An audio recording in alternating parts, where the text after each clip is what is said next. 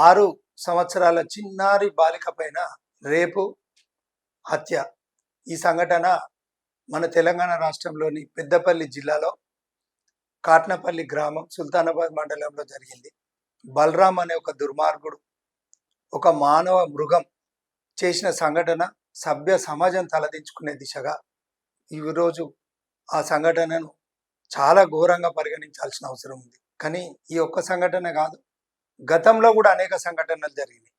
చిన్నారి మైనర్ బాలికల పైన ఈ విధంగా రేపులు జరుగుతుంటాయి. కానీ పోలీస్ సిబ్బంది కానీ కోర్టు వారు కానీ దీన్ని స్పీడీ డిస్పోజల్ చేస్తున్నా కూడా, కఠిన చట్టాలు తెస్తున్నా కూడా ఇలాంటి అఘాయిత్యాలు ఎందుకు అవుతున్నాయి అనే అంశం పైన మనం చర్చించుకుంటే, 6 సంవత్సరాల బాలిక పైన ఒక దుర్మార్గుడు అమానుషంగా రేప్ చేసి హత్య చేసినటువంటి సంఘటన మన తెలంగాణ రాష్ట్రంలో ఏదైతే సుల్తానాబాద్ మండలం పెద్దపల్లి జిల్లా కాట్నపల్లి గ్రామంలో జరిగిన సంఘటన. పేరు బలరాం అని నిర్ధారణ అయింది. పోలీసు విచారణ చేపడుతుంది. అతన్ని వెంటనే కస్టడీకి తీసుకున్నారు. ఈ సంఘటన మొత్తం యావత్ భారతదేశం కూడా తలదించుకునే సంఘటన ఇది. ఎందుకంటే ఇలాంటి సంఘటనలు అనేకం జరుగుతున్నాయి. జరిగిన సంఘటనలను అవి దృష్టికి వచ్చిన తర్వాత పోలీసు వారు ఛేదిస్తున్నారు. దాని కఠిన సెక్షన్స్ పెట్టి కోర్టుకు హాజరుపరుస్తున్నారు. కోర్టు వారు కూడా దీన్ని స్పీడీ డిస్పోజ్ చేయడం కింద పెట్టుకొని వెంటనే డిస్పోజ్ చేసి చాలా కఠినమైన శిక్షలు వేస్తున్నారు. దీనిపైన ప్రభుత్వాలు స్పందించి కూడా కఠినమైన సెక్షన్స్ యాక్ట్స్ తీసుకొచ్చినా కూడా, అంటే పోక్సో యాక్ట్ తీసుకొచ్చిండ్రు, దిశ యాక్ట్ తీసుకొచ్చిండ్రు, ఇలాంటివన్నీ తీసుకొచ్చినా కూడా కొన్ని సందర్భాలలో పోలీసు వారు ఎన్కౌంటర్లు చేసిన సంఘటనలు కూడా ఉన్నాయి. ఎందుకంటే ఎన్కౌంటర్లు అంటే పోలీసు వారి పైన తిరుగుబాటు చర్యగా వాళ్ళు తిరగబడితే ఆత్మరక్షణార్థం చంపినటువంటి సంఘటన. ఇట్లాంటి సంఘటనలను చూస్తే ఒక పెద్ద పోలీస్ అధికారి పైన కూడా national human rights commission, supreme court నుండి కూడా నోటీసులు అందుకొని విచారణ ఎదుర్కొంటున్నటువంటి సంఘటన. కానీ ఎవరి డ్యూటీ వాళ్ళు చేస్తున్నా కూడా ఈ మానవ మృగాలు ఎందుకు వాళ్ళ లోపల పరివర్తన మార్పు వస్తలేదు? ఈ సంఘటన వెనుక ఉన్నటువంటి ఖచ్చితమైన అంశం ఏమై ఉంటుంది? ఇలాంటి మృగాలు ఎందుకు మృగాలుగా మారుతున్నారు అంటే, కేవలం మనం ఇక్కడ ఆలోచించే ప్రతి సంఘటన వెనుక మద్యం మత్తులో ఉండి ఆయన ఏంటంటే ఒక తల్లికి పిల్లానికి తేడా లేనటువంటి సంఘటనలు చోటు చేసుకుంటున్నాయి.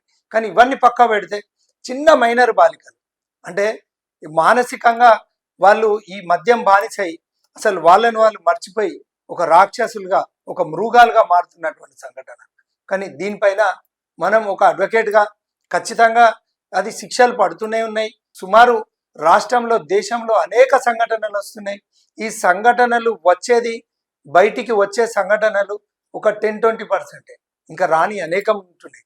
ఎందుకంటే కుటుంబ పరువు పోతుందని, ఇంకా ఈ వ్యవస్థల ఇలాంటి జరిగితే మేము పోలీస్ స్టేషన్ల చుట్టూ తిరగాల, కోట్ల చుట్టూ తిరగాల్సి వస్తుంది, మా కుటుంబ పరువు బయటికి పోతాయని అనేక మంది కంప్లైంట్ ఇవ్వకుండా కూడా వాళ్ళు మదన పడుతున్నటువంటి సంఘటనలు అనేకం. కానీ దీన్ని పులి స్టాప్ పెట్టడం ఎట్లా అనే అంశం పైన మనం మాట్లాడుకుంటే, prevention is better than the cure అంటే ఒక సంఘటన జరగకుండా దాన్ని ముందు జాగ్రత్త చర్యలు ఏ విధంగా తీసుకోవాలి అంటే, ఖచ్చితంగా ఈ మద్యం అనేది ఏదైతే ఉన్నాయో విచ్చలవిడిగా మద్యం వ్యాపారం జరుగుతున్నటువంటి రాష్ట్రాలలో తెలంగాణ రాష్ట్రం ఒకటి. తర్వాత మరి మద్యం దాగిన వాళ్ళందరూ ఈ విధంగా చేస్తుండ్రా అంటే కాదు, తల్లిదండ్రుల పెంపక లోపం. ఎందుకంటే మనం మాతృదేవోభవ పితృదేవోభవ అనే సంస్కృతిలో పెరిగిన ఒక అమ్మ నవమాసాలు కని పెంచి పోషిస్తే, జన్మనిస్తే, తండ్రి పోషిస్తే, ఇలాంటి సంఘటనలు జరుగుతున్నటువంటి క్రమంలో మానవుల లోపల పరివర్తన రావాల్సిన అవసరం ఉంది.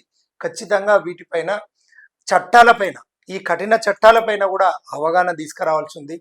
ఖచ్చితంగా ఈ మద్యం వ్యాపారం మీద నడుస్తున్నటువంటి ప్రభుత్వాలు, గత ప్రభుత్వాలు అయితే ఏంటి, ఏ ప్రభుత్వమైనా కూడా ఇలాంటి వ్యక్తులను ఐడెంటిఫై చేసి ఖచ్చితంగా ప్రజల దృష్టికి వస్తే దీన్ని ఒక హెల్ప్ లైన్గా కూడా పెట్టి, ఒక హెల్ప్ లైన్ నంబర్ పెట్టి వీళ్ళను అడిక్షన్ సెంటర్లో జాయిన్ చేసి వాళ్ళ లోపల పరివర్తనలకు కొంత మార్పు తీసుకొస్తే.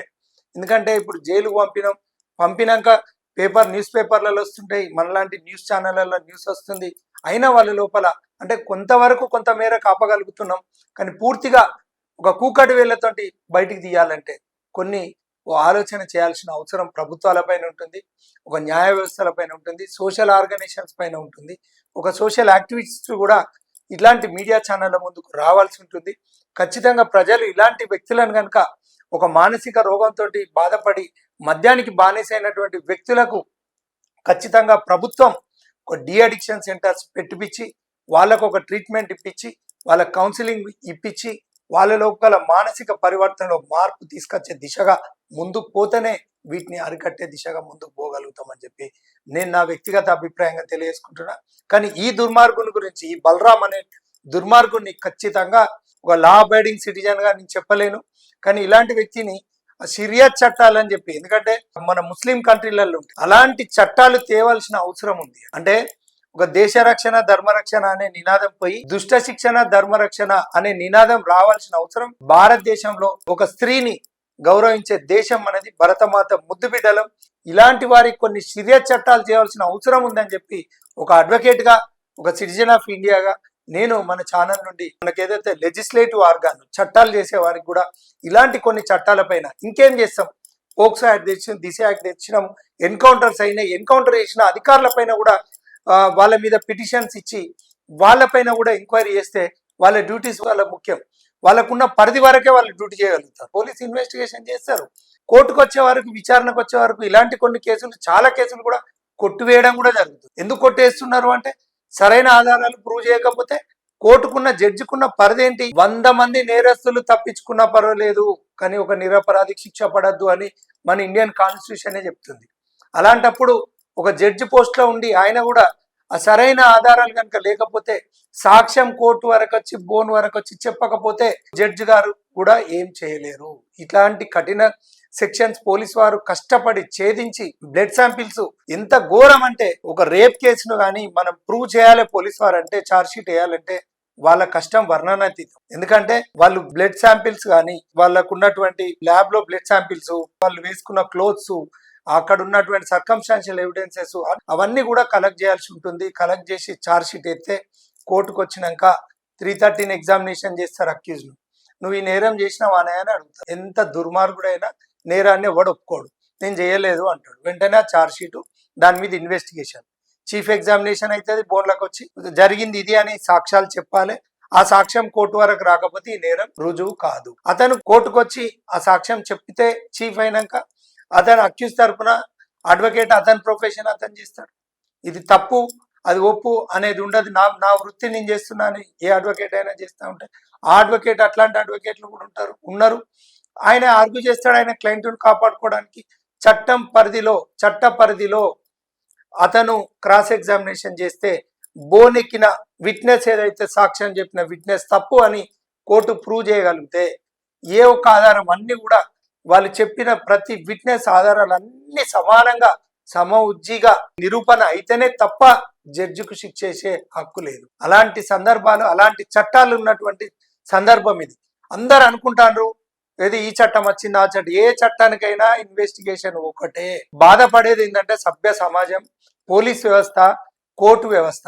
ఇవన్నిటి కారణం ఎవరు అంటే ఈ రాజ్యాంగంలో ఉన్నటువంటి పురాతన చట్టాలను ఆధునీకరించాలి. ఇది ఒకటే మార్గం. ఇలాంటి అంటే సీరియస్ చట్టాలు ఉన్న దేశాలు ఉన్నాయి, మన దగ్గర చట్టాలున్నాయి. ఇలాంటి బలరాం అనే దుర్మార్గులు, అనేక మంది దుర్మార్గులు పోతున్నారు.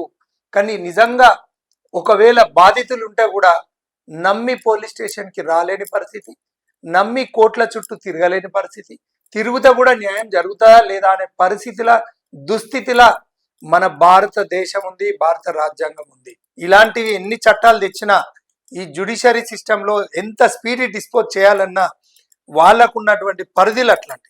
ఒక పోలీస్ అధికారి ఎన్కౌంటర్ చేస్తే తప్పు, ఒక ఆడు అకారణంగా కూడా చస్తే కూడా పోలీస్ అధికారులు వాళ్ళ కుటుంబ సభ్యుల మీద కూడా కేసులు నమోదు చేసే ఒక దుశ్చర్యలు జరిగినటువంటి అనేక సంఘటనలు. నాకెందుకులే అని ఊరుకునేటువంటి సందర్భంలో ఒక దుర్మార్గమైన పరిస్థితిలో మనం ఉన్నాం. ఇలాంటి చర్చలు, మేధావులు దీన్ని బయటికి తీసుకురావాలి. ఇప్పుడున్నటువంటి పురాతన చట్టాలను ఆధునీకరించే పద్ధతిలో కేంద్ర ప్రభుత్వం యూనిఫామ్ సివిల్ కోడ్ అని కూడా తీసుకురావడం జరుగుతుంది.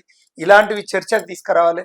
బలరాం అనేటువంటి కఠినంగా శిక్షించాలి, వానికి ఉరిశిక్ష వేయాలి. ఉరిశిక్ష అనేది గతంలో దాన్ని తొలగించడం జరిగింది, కానీ ఇప్పుడు ఉరిశిక్ష కూడా అమలుకు తీసుకురావాలని చెప్పి నా వ్యక్తిగత అభిప్రాయంగా తెలియజేసుకుంటూ, నాకు మాట్లాడాలంటే కూడా ఒక దుఃఖం వస్తుంది. ప్రతి అమ్మాయి కంటే మనం పుడతాం, అందరు కూడా బిడ్డలు ఉంటారు, అక్క చెల్లెలు ఉంటారు. ఇలాంటి దుర్మార్గులను సమాజంలో వెలివేయాలి, వాళ్ళ లోపల మానసిక పరివర్తన సమాజమే తీసుకురావాల్సిందని చెప్పి మీకు తెలియజేసుకుంటూ, నేను బాధాకరంగా ఒక దుఃఖంతో నేను ఈ వీడియో చేస్తున్నా.